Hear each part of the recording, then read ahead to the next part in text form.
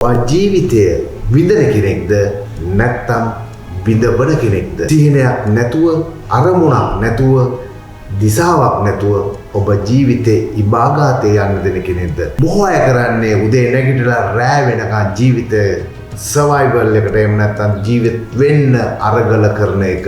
ඒ වෙනුවට ජීවිතේ විඳමින් ජීවිතේ සාර්ථකත්වය කරා ගමන් කරන්න අවශ්‍ය කරන ගමන් මාර්ගය සොයා ගැනීම ගැන අද අපි මේ වීඩියෝෙන් කතා කරනවා. මම පුද්ගල පෞෂ සංවර්ධන උපදේශක ආචාර්ය සේනක විජේසිංහ.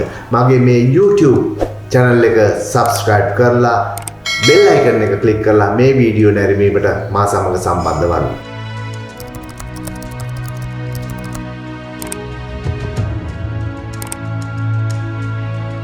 දෙවිදිහක කණ්ඩායමක් ඉන්නවා. එකක් තමයි ජීවිතේ විඳින අය. ඒගොල්ලෝ තීන්දුව ගන්නවා, අවශ්‍ය කරන ක්‍රියාමාර්ග සකස් කර ගන්නවා.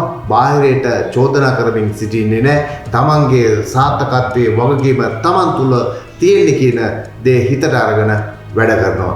අනිත් පිරිස ජීවිතේ විඳවන පිරිස ඒගොල්ලෝ තමාට වැරදෙන්න හේතු හොයනවා, සමාජයට දෝෂාරෝපණය කරනවා, ආර්ථිකයට දෝෂාරෝපණය කරනවා, රාජ්‍යයන් වලට දෝෂාරෝපණය කරනවා. තමාගේ සාර්ථකත්වයට හෝ අසාර්ථකත්වයට තමා තමයි කියන දේ ගැන හිතන්නේ නැතුව ඔවුන් සමාජයට වෛර කරමින් ජීවත් වෙනවා. එවැනි අයට තමන්ගේ ජීවිතයේ විඳින්න අවශ්‍ය කරන වටපිටාව නිර්මාණය කරගන්න අපහසුයි. බොහෝ අය ජීවිතේ ස්ට්‍රගල් කරන්න ප්‍රධානම හේතුව තමයි ඩිරෙක්ෂන් එකක් නැහැ, ඒගොල්ලොන්ට දිශාවක් නැහැ, තීන්දුවක් නැහැ. ඔහේ එයාලගේ ජීවිතේ පාවෙන්න ඇරලා තියෙනවා. ඒගොල්ලෝ ඩිසිෂන් ගන්න බයයි. යම්කිසි තීන්දුවක් ගත්තාම ඒ තීන්දුවෙන් ඔහු පරාජිතයෙක් වුණොත් ඒ පරාජයට මුහුණ දෙන්න ඔහු බය තත්ත්වයක් තියෙනවා. ඒ නිසා තීන්දුව ගන්න පැකිලෙනවා. ඒ වගේම තමයි ස්කිල් එකක් නැත්තම් දැනුමක්. ඔවුන්ට යම්කිසි දෙයක් නිපුණතාවයක් ඇති කරගන්න දැනුම හොයාගෙන යන්න එහෙම අවශ්‍ය කරන වටපිටාව සකස් කරගෙන නැහැ.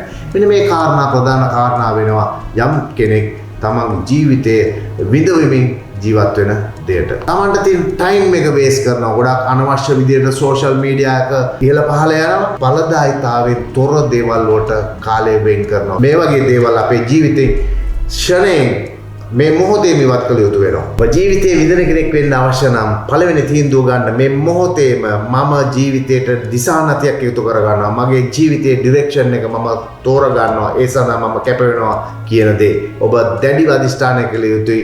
ඔබ ජීවිතය විඳින කෙනෙක් වෙනවා කියන දේ. ඔබේ ජීවිතේට ඉලක්කයක් අවශ්‍යමයි. ඉලක්කයක් නැතිව ඔහේ ගමන් කරන ගඟක්වත් නැහැ. ගඟට තියෙනවා ඉලක්කයක්. අවසානයේ කොයි වගේ තැනකටද ගඟ ගමන් කරන්න කියලා. එසේම ඔබගේ ජීවිතයේ ඉලක්කය ඔබ පිටුවා ගත යුතුයි. මොන වගේ සාර්ථකත්වයක් ඔබට අවශ්‍යද කියන දේ ඔබ මනමින් සිතා බලා නිර්මාණය කළ යුතු වෙනවා. ඔබගේ ඉලක්කයට යන්න අවශ්‍ය කරන දැනුම කොහොමද? ඒ දැනුම වැඩි දියුණු කරගන්න පුළුවන් පාඨමාලාවක් ඔබ වහාම ආරම්භ කළ යුතුයි.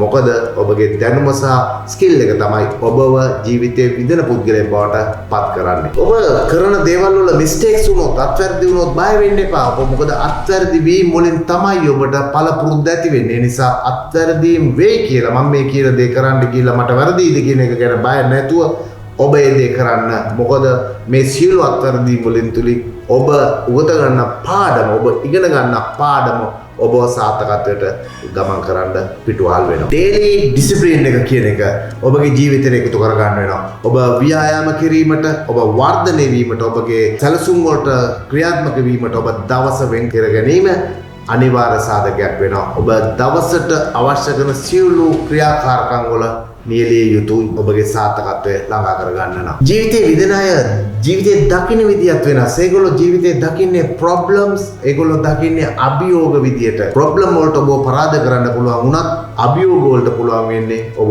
ජයග්‍රහණය කරන්න. ඔබ අභියෝග ජය ගැනීමට තියෙන ප්‍රවණතාවය වැඩි වෙනවා. ඔබ අර්බුදයක් විදියට දකින්න නැතුව අභියෝගයක් විදියට දකින්න ගත්ත මොහොතේ. ඒ වගේම තමයි ජීවිතේ විඳින අය පෙරදුණු තැන් දකින්නේ පාඩම් විදියටත්. ඒ වගේම පීඩාවක් අපිට පීඩනය ප්‍රෙෂර් එකක් තියෙනවා නම් ඒක දැනෙන්නේ අපිට ලැබෙන ඔපචුනිටි එකක් විදියට.